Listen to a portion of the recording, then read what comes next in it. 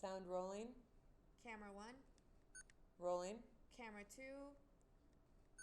rolling.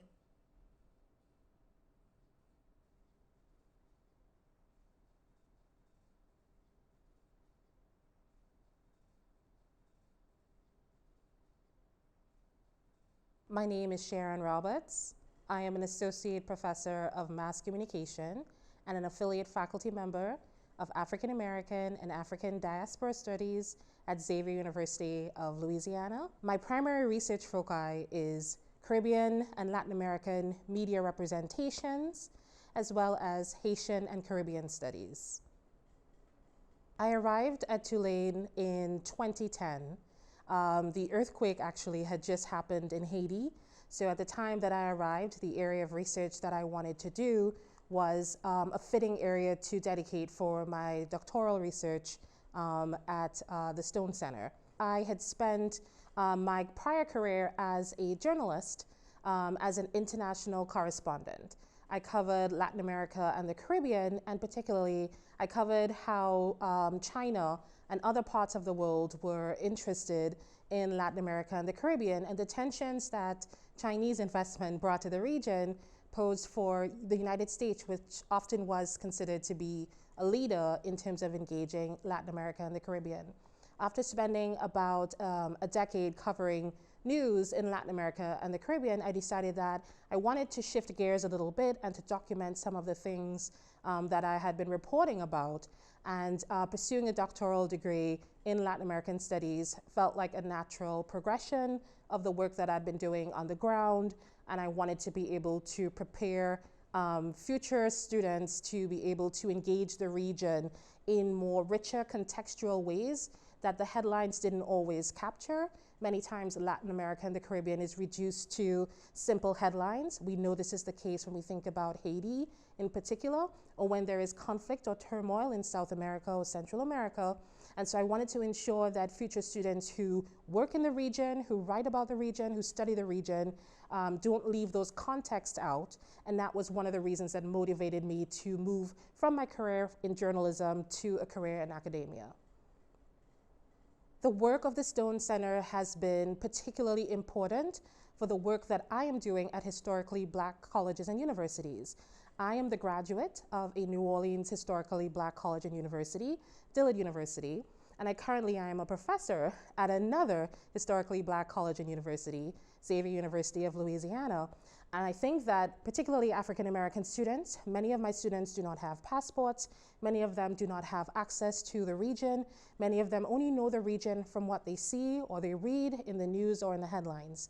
The Stone Center has been very intentional of supporting graduates from that program and also connecting and linking with our local historically Black universities and other historically Black universities here in the Gulf region to ensure that they bring Latin American studies in a variety of different curricula and co-curricular ways to HBCUs.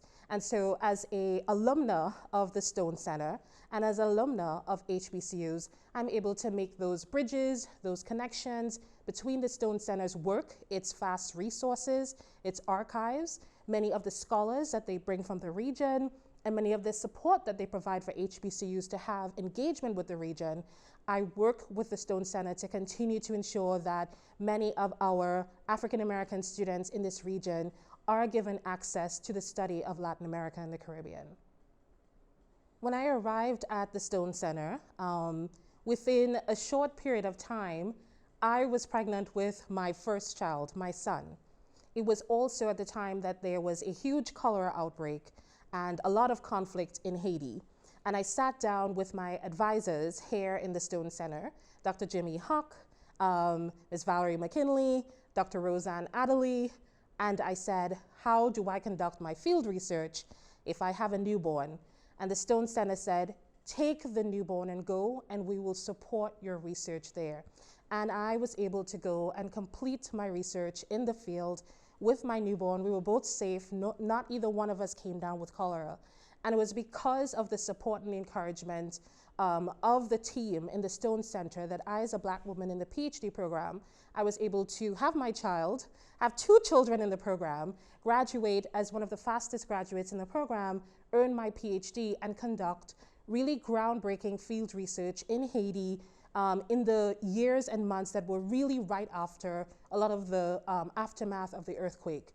That is the kind of really special support as being one of the few Black people at the time in my program that the Stone Center provided me, and that allowed me to be able to matriculate successfully through this PhD program.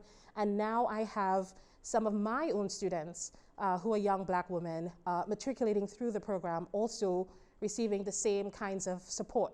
So that support to Black women, students of color within the program, I think is one of the beautiful memories that I've had of my time being a Stone Center PhD student.